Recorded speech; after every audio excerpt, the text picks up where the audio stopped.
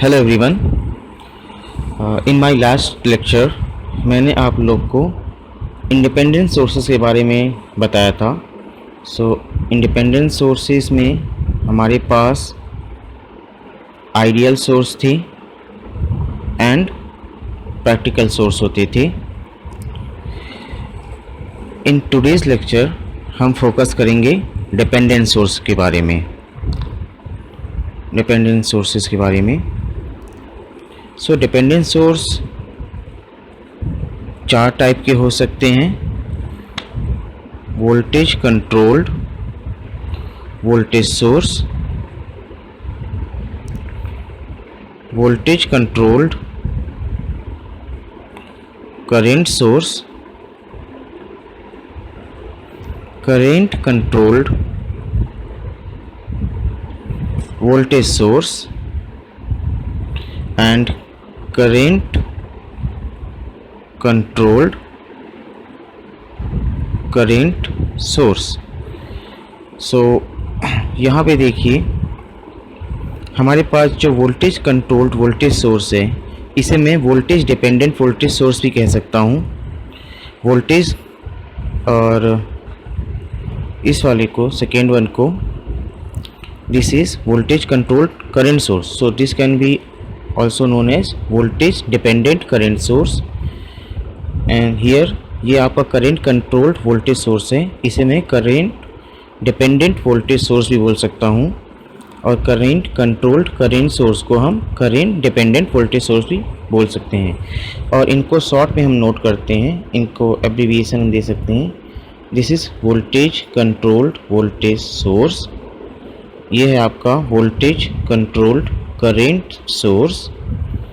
third one is current controlled voltage source and fourth one is current controlled current source, CCCS, and voltage controlled voltage source is VCVS। इस तरीके से हम इनको नाम दे सकते हैं। इसके बाद देखो आप, मैं इनका सिंबल कैसे डिफाइन करूँगा। जब भी मेरे पास इंडिपेंडेंट सोर्स होता है तो इंडिपेंडेंट सोर्स को हम एक सर्कल के अंदर डिनोट करते हैं। This circle means it is a independent source. और अगर सर्कल के अंदर प्लस माइनस हो, that means it is independent voltage source. और अगर इस सर्कल के अंदर एरो है, that means it is independent, ये आपका वोल्टेज था, independent current source. Okay, circle अगर है it means it is independent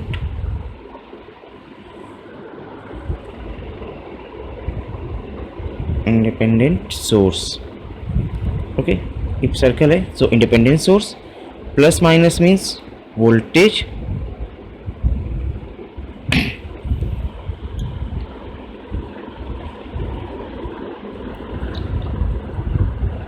plus minus means voltage source and arrow means current source. ठीक है। अगर मेरे को डिपेंडेंट सोर्स दिखाना है तो मैं कैसे दिखाऊंगा। डिपेंडेंट सोर्स के लिए हम ये डायमंड बॉक्स का यूज करते हैं।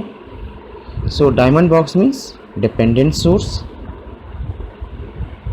It is dependent source. अगर इस डायमंड बॉक्स के अंदर माइनस प्लस है, this means it is voltage source. And क्योंकि ये डायमंड बॉक्स के अंदर है so it is dependent voltage source. Again अगर ये डायमंड बॉक्स है सो ये डिपेंडेंट सोर्स है और इसके अंदर अगर एरो लगा हुआ है, that means it is dependent current source. ये बॉक्स ने बताया कि ये डिपेंडेंट सोर्स है और बॉक्स के अंदर माइनस प्लस है तो ये वोल्टेज सोर्स होगा और बॉक्स के अंदर एरो है तो ये करंट सोर्स होगा। अब ये वोल्टेज सोर्स किसी पर्टिकुलर एलिमेंट के अक्रॉस करंट पे भी डिपेंड कर सकता है और किसी पर्टिकुलर एलिमेंट के अक्रॉस जो वोल्टेज डिफरेंस है उस पर भी डिपेंड कर सकता है। तो डिपेंडिंग कि ये वोल्टेज सोर्स की वैल्यू किस चीज़ पे डिपेंड करेगा, हम डिसाइड करेंगे कि ये करेंट डिपेंडेंट सोर्स है या वोल्टेज डिपेंडेंट सोर्स है। सो अगर मेरा ये बॉक्स या ये वैल्यू माइनस प्लस अगर मैंने दिया और यहाँ पे मैंने मान लो लिखा सम कांस्टेंट के into any voltage, this is voltage across any other circuit element, क्योंकि ये वोल्टेज सोर्स, ये आपका एक वोल्टेज सोर्स है, सो ये किसी सर्किट में लगा होगा। अब उस सर्किट में कई सारे एलिमेंट होंगे, तो किसी एक पर्टिकुलर एलिमेंट के अक्रॉस मान लो वोल्टेज V है और इस डिपेंडेंट सोर्स की वैल्यू डिपेंड करती है उस पर्टिकुलर वोल्टेज पे। तो मैं इसे बोलूँगा वोल्टेज डिपेंडेंट वोल्टेज सोर्स। इसकी यूनिट हमेशा वोल्ट ही होगी। ओके, अब मान लो दिस के इज एनी कांस्टेंट।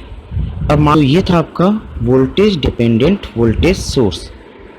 तो what is current dependent voltage source? तो देखिए, मान लीजिए मेरे पास कोई एक सर्किट हो, मैं एक एग्जांपल जैसा ही दे देता हूँ।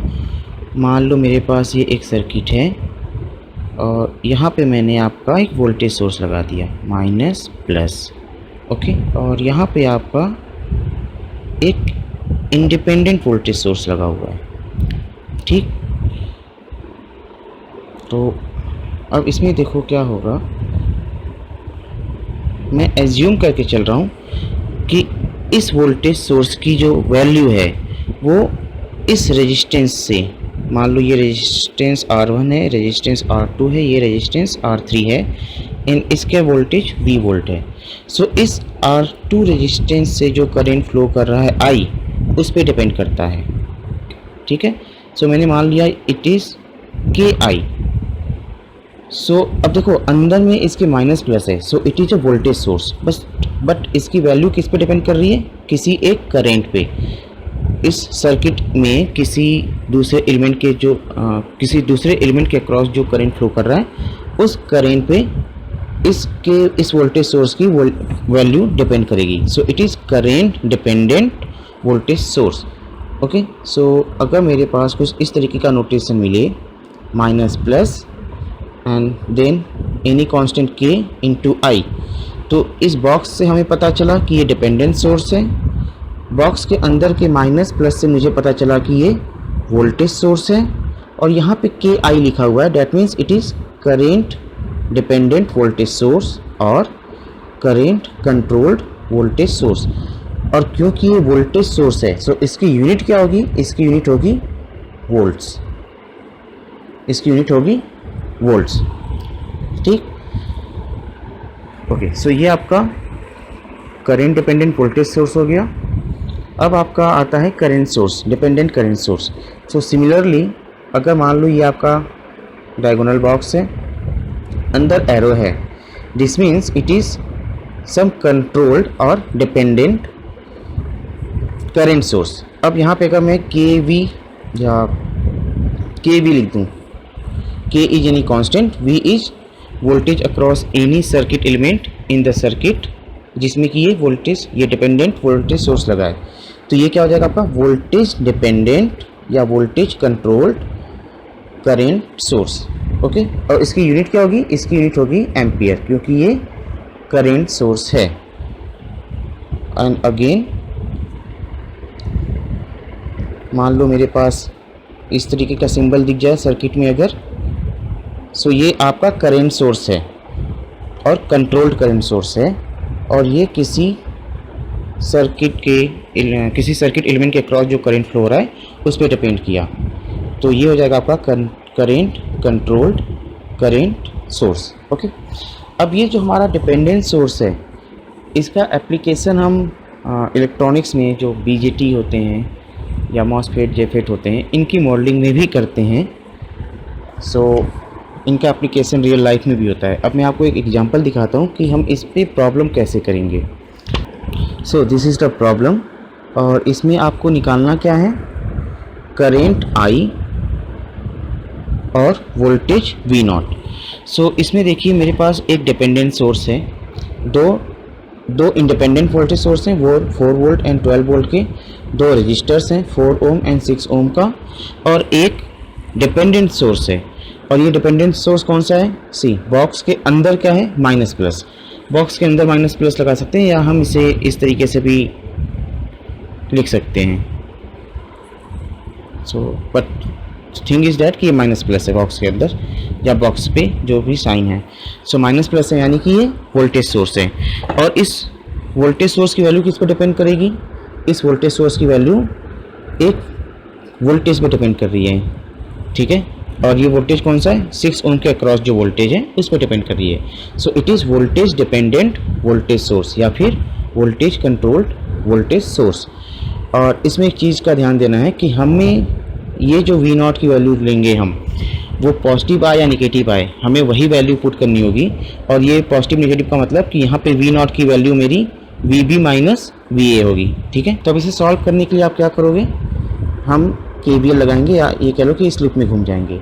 तो देखो, जब मैं KVL लगाता हूँ तो मैं पैसिव कन्वेंशन यूज करता हूँ। मेरा कन्वेंशन क्या है कि मैं अगर बैटरी के निगेटिव टर्मिनल से पॉजिटिव टर्मिनल की ओर मूव करता हूँ तो मैं प्लस V लिखूँगा। मीन्स मैं जब माइनस से प्लस की ओर मूव करूँगा तो मैं प्लस 4 वोल्ट यहाँ पे लिखूँगा। और अगर मैं किसी रजिस्टर से रजिस्टर के cross in the direction of current flow करूँगा तो यहाँ पे मेरा जो वोल्टेज ड्रॉप होगा मैं उसे निगेटिव लिखूँगा, ठीक है। तो ये मेरा कन्वेंशन है, और मैं through out all my lecture यही कन्वेंशन यूज करूँगा। तो अब देखिए, मैं B से चलता हूँ और घूम के वापस B पे आऊँगा। तो मैंने B से अगर स्टार्ट किया, मैंने अगर B से स्टार्ट किया तो मैं कहाँ से जा रहा हूँ? प्लस से माइनस की ओर जा रहा हूँ। That means -12 in the sense of current, that means -4I, again plus से माइनस यानी कि -2V0, क्योंकि ये बैटरी है एक तरीके से, और जिसकी वैल्यू क्या है? 2V0, okay. और यहाँ पे मैं माइनस से प्लस की ओर आ रहा हूँ, डैट मीन्स +4। अगेन आप देखो, माइनस से प्लस की ओर जा रहे हो V0 में, ठीक है। तो इसे मैं क्या लिखूँगा? +V0 = 0। एक इक्वेशन तो ये हो गया मेरे पास। तो इसे मैं और क्या लिख सकता हूँ? This is like -8 -4I minus V0 = 0। -8 यहाँ से आ गया, then this 4I and then this equals to 0। ये हो गया आपका इक्वेशन नंबर 1। सेकेंड इक्वेशन के लिए हम क्या करेंगे? हम A से B की ओर चले जाते हैं और देखते हैं क्या है। तो मैं A से स्टार्ट करके VB पे आता हूँ। तो मैं क्या लिखूँगा? VA, और मैं जा इधर की ओर रहा हूँ। सो -6I = VB, यानी कि यहाँ से मुझे क्या मिला? VB minus VA = what? -6I। और आपको पता है कि VB माइनस VA क्या है? VB minus VA is V0। So V0 is -6I। This is your equation number 2। सो मेरे पास 2 इक्वेशंस हो गए और 2 अननोन। 2 equations 2 unknown. तो मैं इन दोनों इक्वेशंस को सॉल्व करके V0 और I की वैल्यू निकाल सकता हूँ। मेरे पास इक्वेशन क्या क्या है? मेरे पास इक्वेशन है -8 -4I माइनस V0 इज़ 0, और दूसरा इक्वेशन है this V0 is -6I। Equation 1 and equation number 2। So equation 1 में आप V0 की वैल्यू रखो तो हमें क्या मिल जाएगा? -8 -4I minus V0, and V0 की वैल्यू क्या है? -6I। This implies -8 + 2I is 0। So I की वैल्यू क्या आ गई आपकी? 8/2 which is 4 ampere. This implies from equation number 2 हमें क्या मिल जाएगा, we not will be -6 into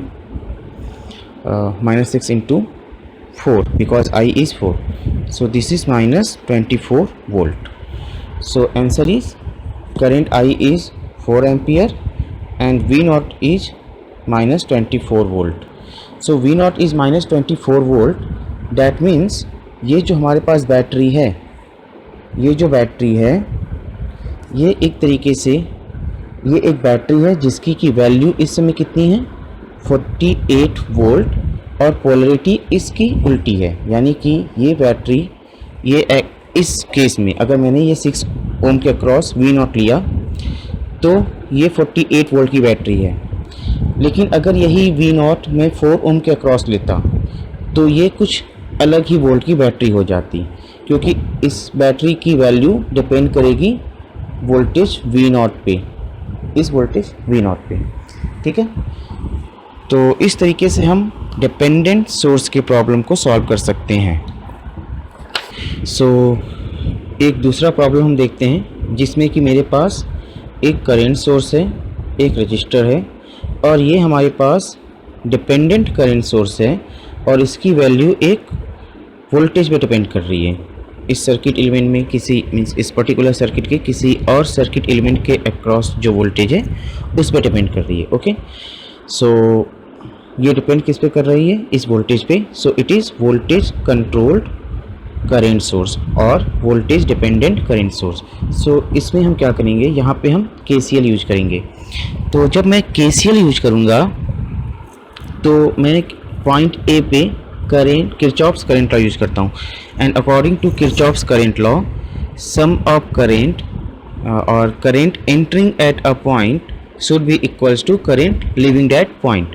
तो करेंट एंटर को मैं बाई कन्वेंशन, मेरे कन्वेंशन में जब करंट किसी नोड पे या पॉइंट पे एंटर होगा तो मैं उसे पॉजिटिव लूँगा।